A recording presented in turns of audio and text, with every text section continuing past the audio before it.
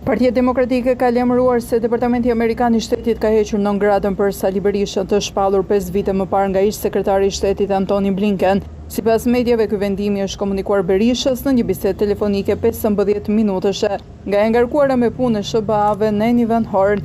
Nga Departamenti Amerikan i Shtetit nuk ka asnjë komunikim zyrtar as nga ambasada e SBA-ve në Tiranë. Sali Berisha u pyet nga gazetarët sa po rritin në oborrin e kuvendit mbi këtë lajm, por teksa parakaloi buzëqeshur pranë tyre nuk bëri asnjë koment. Kur hyri në sallën e kuvendit, të tjerë pritën me duar trokitje.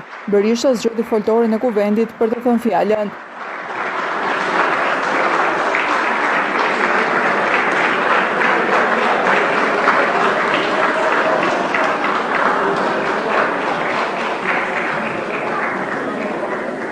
Dakor.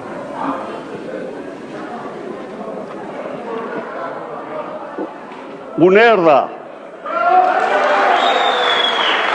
u krye. Zyra e shtypit të PD-s i dha formë kur dërgoi një njoftim me specifikimin se fjala e Berishës u krye kishte të bënte me heqjen e non gradës. Kush është pro, kundër, abstenim?